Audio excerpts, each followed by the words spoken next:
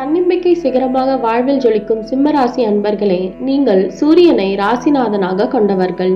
இந்த ஆண்டு புது முயற்சிகளில் ஈடுபடும் வாய்ப்பு கிடைக்கும். வழக்குகளில் வெற்றி முகம் காண்பதற்குரிய சூழ்நிலையும் கனிந்து வரும். பொருளாதார சுபிக்ஷம் உண்டு. திருமணம் போன்ற சுபகாரியங்கள் நடக்கும். தாம்பத்திய சுகம் நல்ல விதமாக அமையும். எதிர்பாராத பொருள் வரவுக்கும் இடம் உண்டு. உங்களுடைய அன்றாட பணிகள் சிறப்பாக நடைபெறும். புதிய முயற்சிகளை தேவையறிந்து செய்யவும் உடல் நலனில் அக்கறை செலுத்துங்கள்.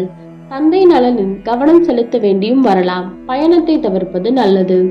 உத்தியோகஸ்தர்களுக்கு பிரச்சனை உருவாக வாய்ப்பில்லை. ஆனால் எதிர்பார்த்த முன்னேற்றம் சிறிது தாமதத்திற்கு பிறகுதான் கிடைக்கும். பெரிய நிறுவன நிர்வாகிகளுக்கும் தொழிலாளர்களுக்கும் நல்லிணக்கம் உண்டாகி ஸ்தாபன வளர்ச்சி இருக்கும். வியாபாரிகள் நல்ல லாபம் பெறுவர். விவசாயிகள் மகிழ்ச்சி அடைவர். மருத்துவர்களுக்கு நல்ல செல்வாக்கு உருவாகும். இயந்திர பணிதான் சற்று சிக்கல் தரும். மிகுந்த அலைச்சல் உண்டாகும். அதற்கேற்ற லாபம் கிடைக்கும்.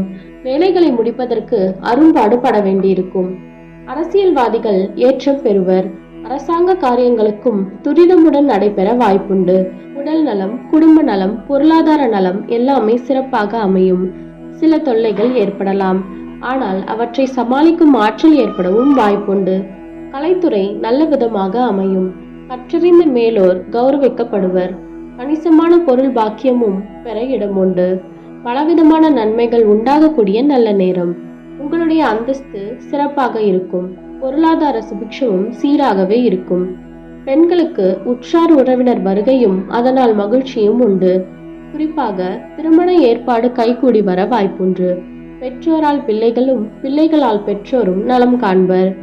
மாணவர் ஆசிரியர் உறவு சிறப்பாக இருக்கும். கல்வி பயனை பெறுவதில் இடையூறு இருக்கலாம். எனினும் அதை சிறப்பாக கையாண்டு வெற்றி காண்பீர்கள். மகம் நட்சத்திரக்காரர்களுக்கு இந்த ஆண்டு சற்று சுறுசுறுப்பு குறையலாம். விவசாயிகளுக்கு ஏதேனும் ஒரு வகையில் லாபம் உண்டாகலாம். வியாபாரிகளுக்கு நஷ்டம் இருந்தாலும் அதை ஈடுகட்டும் வகையில் வளர்ச்சி இருக்கும். உடல் நலனில் அக்கறை காட்டுங்கள். வீடு, நிலம் போன்ற இனங்களில் வழக்கு இருந்தால் அதனை சமாதான முறையில் தீர்த்து கொள்ள வேண்டியது நல்லது. இயந்திர தொழிலில் ஈடுபட்டுள்ளவர்களுக்கு ஏற்றம் உண்டாகும். பூர நட்சத்திரக்காரர்களுக்கு இந்த ஆண்டு சுறுசுறுப்புடன் காணப்படுவீர்கள். விவசாயிகளுக்கு உற்சாகமாக இருக்கும். கொடுக்கல் வாங்கல் திருப்தி தரும். நிலப்புலன்களில் ஆதாயம் காணலாம். வியாபாரிகளுக்கு அளவான லாபம் இருக்கும். கவலை வேண்டாம், மகிழ்ச்சி உண்டு. கொடுக்கல் வாங்கல் திருப்தி தரும். காவல், இராணுவம் போன்ற துறைகளில் உள்ளோர் ஏற்றம் பெறுவர். கலைத்துறையினருக்கு சிறப்பாக இருக்கும். கணவன் மனைவி உறவு களிப்புடன் விளங்கும். உத்திரம் 1ஆம் பாத நட்சத்திரக்காரர்களுக்கு இந்த ஆண்டு அரசு அலுவலர்களுக்கு பதவி உயர்வுக்கான வாய்ப்பு கிட்டும். வியாபாரிகளுக்கு இரட்டிப்பு லாபம் வருவதற்கு கிரக அமைப்பு உதவக்கூடும். விவசாயிகளுக்கு வில்லங்கம் ஏதும் உருவாகாது. வழக்குகளில் வெற்றி வாய்ப்பு பெறவும் ஆதாய சூழ்நிலை உண்டு. இயந்திர பணி புரிவோருக்கு ஒரு சிக்கல் உருவாகலாம். இரும்பு, பித்தளை போன்ற உலோக தொடர்புடையவர்களுக்கு ஓரிரு பிரச்சனைகள் உருவாகலாம். சனி பகவானை தொழுது வந்தால் தொல்லை குறையும். பரிகாரம்: ஞாயிற்றுக்கிழமை தோறும் அருகில் இருக்கும் சிவன் கோயிலுக்கு சென்று 9 முறை வலம் வரவும்.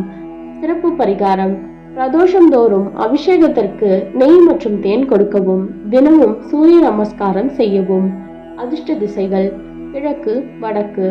செல்ல வேண்டிய ஸ்தலம்: சூரியனார் கோவில், பாபநாசம், திருவண்ணாமலை. செல்ல வேண்டிய மந்திரம்: ஓம் நமோ பகவதே ஸ்ரீ ருத்ராய நம.